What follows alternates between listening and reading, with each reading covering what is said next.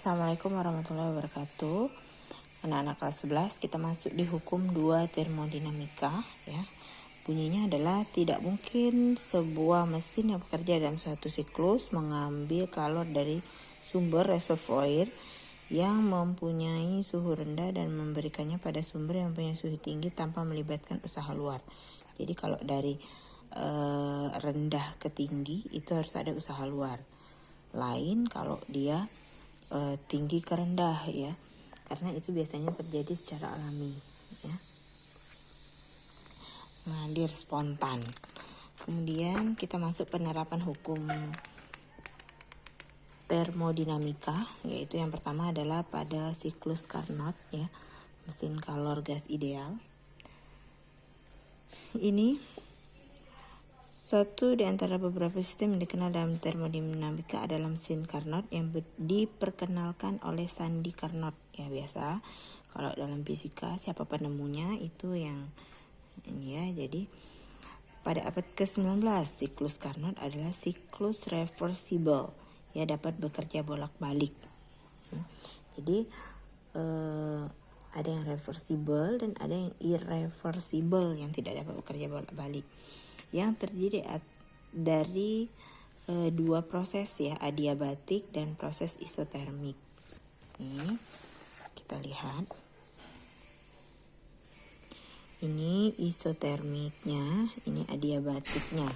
Seperti yang sudah kalian pelajari sebelumnya.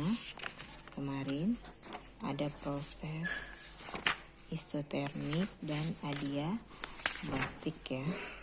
Nah, ini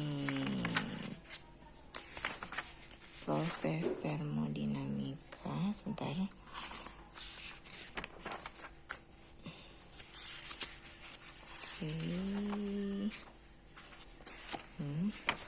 Isotermik nih ya. Kemudian proses adiabatik. Jadi dia gabungan dua proses. Sama yang pertama rumus umumnya adalah delta Q kalor sama dengan delta U plus W ya, dimana delta Q ini dipecah menjadi Q1 dikurang Q2. Jadi kalian harus pahami bahwa Q1 adalah kalor yang masuk, Q2 adalah kalor yang keluar, masuk ke sistem, keluar sistem ya. Q1 min Q2 sama dengan 0. Kenapa dia 0 ya? Karena keadaan awal dan akhir sama, maka delta U-nya sama dengan 0. Maka W itu sama dengan delta Q ya. W itu sama dengan delta Q, Q1 dikurang Q2. Mesin yang melakukan proses tersebut dinamakan mesin kalor ya. Kemudian kita lihat rumus untuk mencari efisiensi. Efisiensi adalah yang seperti ini tulisannya ya. Satuannya adalah persen. Jadi seberapa efisiensi mesin kalor. Yang pertama rumusnya adalah W per Q1. Ingat Q1 tadi adalah kalor yang diserap, kalau gambarnya. Kemudian dikali dengan 100%. Ini rumus pertama, kalian boleh gunakan ini. Rumus yang kedua, boleh juga kamu ganti menjadi nu ya. Efisiensi sama dengan 1 dikurang Q2 per Q1 dikali dengan 100%. Ini kalau diketahui kalor yang diserap dan kalor yang dilepas ya. Kemudian jika kalian ketahui suhunya, maka yang gunakan rumus efisiensi adalah 1 dikurang T2 per T1 dikali dengan 100%. T2 itu adalah suhu rendah, T1 adalah suhu tinggi ya, jangan terbalik. T2-nya rendah, T1-nya tinggi. Oke, ini ada contoh. Yang ditanya adalah efisiensi. Nama lain dari efisiensi adalah daya guna ya. Suhu rendahnya 47, berarti T2-nya 47, T1-nya adalah 527. Berarti diketahui T sama T. Kalian cek rumus efisiensi yang ada T1 dan T2. Yang ini berarti yang dipakai. Itu ya. Masukkan angkanya.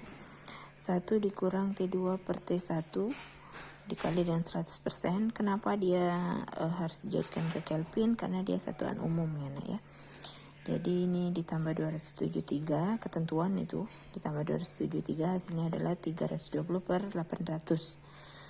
Ini boleh langsung dibagikan atau disamakan penyebut. Kalau disamakan penyebut berarti 800 per 800, nanti 800 dikurang 320 jadinya 480 ya.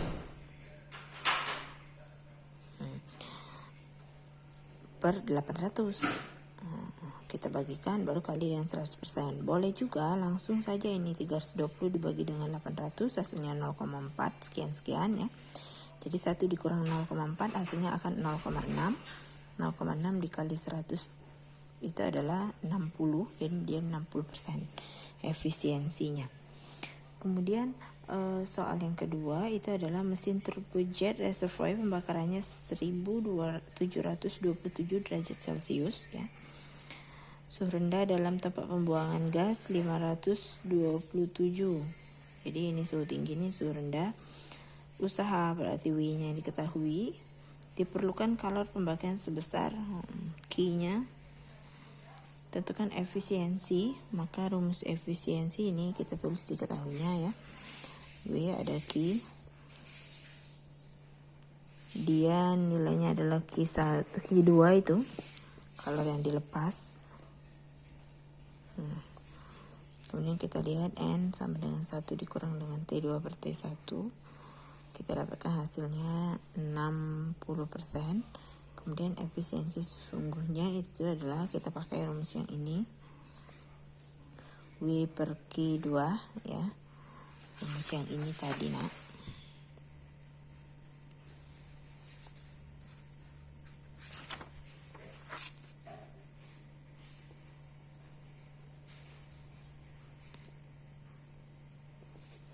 Kalor yang diperlukan. Nah, ini kadang soal buku nak ya. Ini Q2 ditulisnya, tapi kita cek lagi di sini. Kalor yang diperlukan kalor sebesar, berarti kalor yang diserapnya. Nah, Q1. Ini salah nih. Q1. Jadi kita masukkan W per Q1 dikali dengan 100%. Berarti ini tadi W-nya kita masukkan, Q1 nya kita masukkan, 2 dibagi 8 itu 1/4, 0,25 ya. Ini habis 10 pangkat 7 naik ke atas jadi min 7 plus 7 0, jadi 10 pangkat 0 adalah 1 kali 100 tinggal 25%. Jadi efisiensi sesungguhnya mesin turbo itu adalah 25%. Jadi ini efisiensi mesin turbo, yang ini efisiensi sesungguhnya dari usaha dan Q1 ya. Kemudian ini mesin pendingin, K sama dengan Q2 per W ya. K-nya adalah Q2 per Q1 dikurang W. Jadi beda dengan rumus yang panas tadi nak ya. Mesin Carnot tadi. Kalau ini mesin pendingin, contohnya adalah kulkas, pendingin ruangan dan sebagainya ya. K sama dengan K itu daya guna ya. Sama dengan efisiensi, sama dengan T2 per T1 dikurang T2. Oke. Bedanya adalah ini wadah suhu tinggi. Kalau tadi kita memaksakan agar suhunya menjadi lebih tinggi, kalau ini menjadi lebih rendah. Nah ya. Jadi Q1 kalor yang keluar, kalor yang masuk adalah Q2. Ini contohnya adalah mesin pendingin ruangan, dayanya 750 watt. Reservoir dingin min 3 dijadikan ke Kelvin ditambah 273. Kemudian ini juga W-nya adalah ini, maka Q2 dicari. K itu adalah Q2 per W. Jadi Q2 saja kita bisa kali silang ya. Hasilnya adalah 270 per 300 dikurang 270. Itu adalah 30, 270 per 30 dikali dengan 750, hasilnya adalah ini kilonya ya. Kalau ini dalam satuan joule. Kemudian kalau mau dijadikan ke joule sekon, itu maka hasilnya adalah ini ya. Kemudian yang ini contohnya 0 derajat yang diketahui adalah Q1 kalori yang dikeluarkan. Jadi bedanya tadi antara yang tadi dan ini adalah Q1-nya dia kalori yang keluar kalau mesin pendingin. Kalau mesin yang tadi siklus Carnot, mesin pemanas itu ya, nih Q1-nya yang masuk. Jadi bedanya ini gambarnya. Oke, ini kita hasilkan W per Q1. Hasil akhirnya adalah ini W-nya 432.000. Kemudian ini kenapa dia 3/27? Ini adalah 300 dikurang 270 adalah 30. 270 arti 270. Jadi sederhana kan, jadi 3/27 sama-sama dibagi 3 jadi 1/9 ya.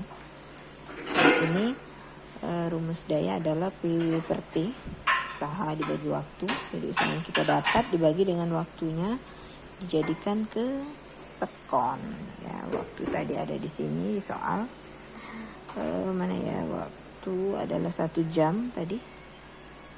Nah, setiap jam di 1 jam dikali 3.600.